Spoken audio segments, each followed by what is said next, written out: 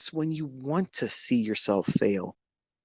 In the beginning, when it's safe, where there's no money to lose, no mental baggage accumulated because of it. But when you start doing stuff like that, think about it, a paper trading account, and he's hiding it. You know that it's just stupid shit you used to do. Everybody's done it. Oh well, my next time I won't make these dumb decisions. Let me just reset the paper trading account, the demo account, and we'll focus on the wins.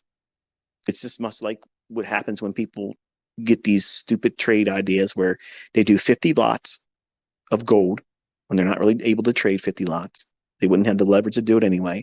And they're doing 50 lots entry. 2 seconds later, they're buying it again, 50 lots, and they're doing again 50 lots. And they have a series of 12 to 15 50 lot entries where they're all off by 1 or 2 pips. And they show that on social media. They're all $90,000 plus wins, open profit on a demo account. And then they think that's going to be something for people to say, whoa, look at that. Wow. To me, when I see stuff like that, like, what are you trying to communicate there? Like, what made you feel that that was a good thing to put on the social media? Because that looks like you have no idea what the hell you're doing. And that number, while it might be large, means absolutely nothing. It means nothing. It's not like you took an account and you parlayed 20, 30 trades up and you got that result after many different trades. You're just over leveraging something that you never would do with real money.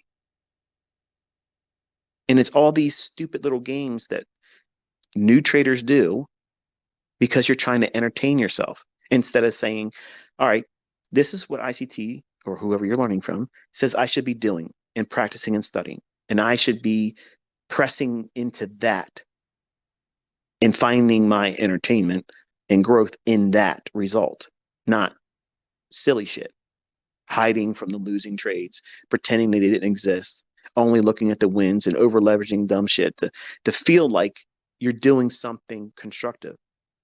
You're not. If you're over leveraging your demo, your paper trading account, just to run up a fake number, what do you do? Oh, it's stupid. It's dumb. Getting in a demo account and practicing your entries, getting in there practicing so you can have very, very low drawdown, and then doing lots of sample sets like that, that's constructive use of a demo, not over leveraging just to see what you can do with it. Because it's not doing anything for you. You can't spend that money.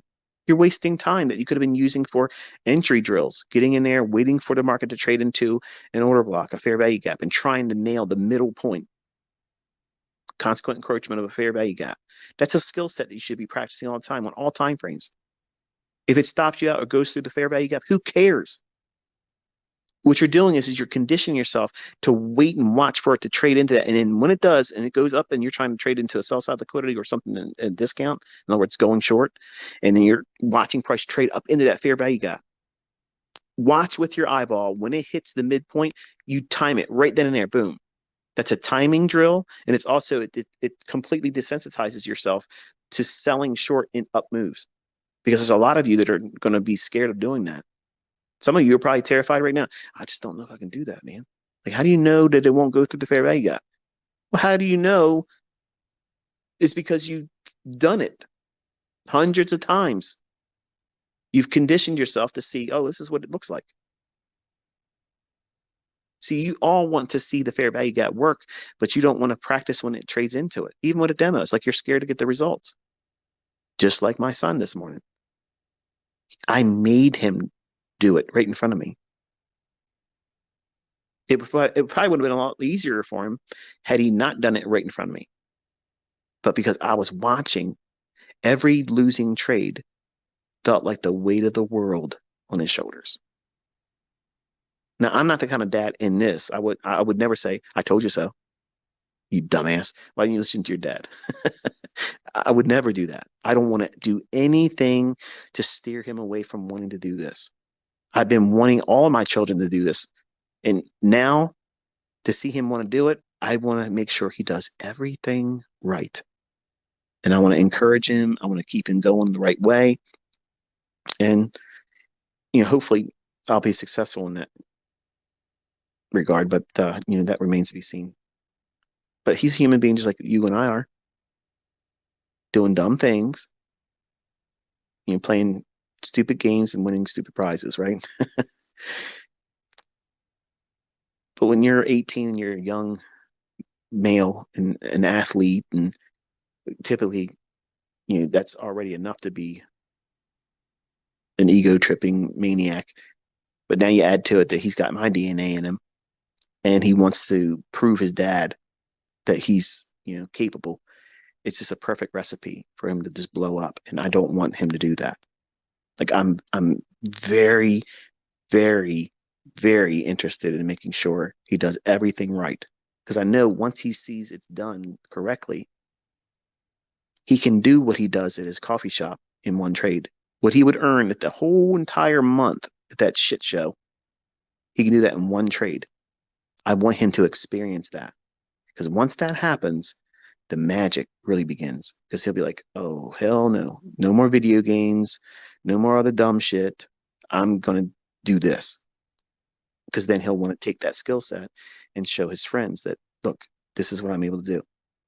His friends don't know he's doing any of that right now. Soccer team players, none of them know anything about it. They all know me and who I am, but they don't know that he's involved in it yet. And he wants to be able to say, this is what I was able to do. Boom. Because he wants to teach them. That's cool. But I want him to learn properly. And we all know what it's like when we first started doing this stuff. We did everything wrong. We made excuses for why we did it. Oh, it's harmless. It's only a demo. Who cares, right? But that's how it starts. That's how toxic thinking, that's how stupid, lazy, wasting time, dumb stuff, instead of going in there and doing laboratory experiments, timing entries, trying to do entries with the least amount of drawdown, running out the sell side, waiting for it when it's so obvious, when you still have five handles left. This is another exercise I like to do. Right before it runs out an old low, you are chasing price in this drill. You are doing that, but drop down into a 15-second chart and wait for price to run up into a volume imbalance or a premium fair value gap on a 15-second chart. Right before it goes to a new low, to run out like sell side. That is an exercise I like to do all the time. Like I do that many times while I'm actually talking to you, on Twitter.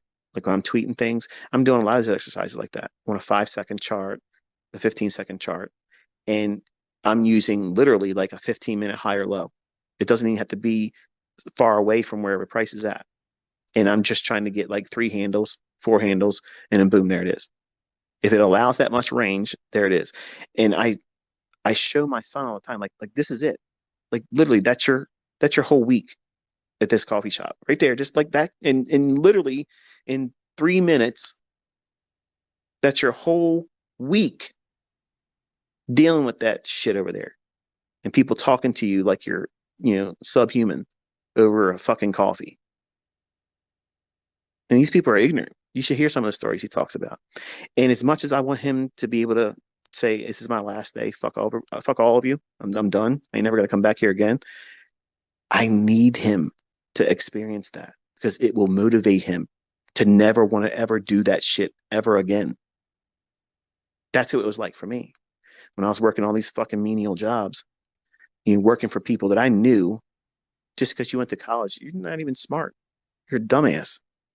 Like you don't even know what you're doing as your own job. Like you don't even know how to do your job. I know your job, and you're the manager.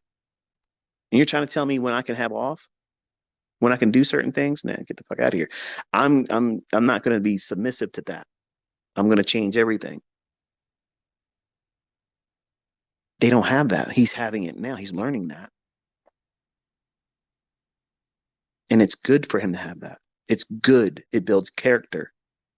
It's not, oh, you're letting your children do stupid shit when you're so rich. You should be doing that. Man, fuck off.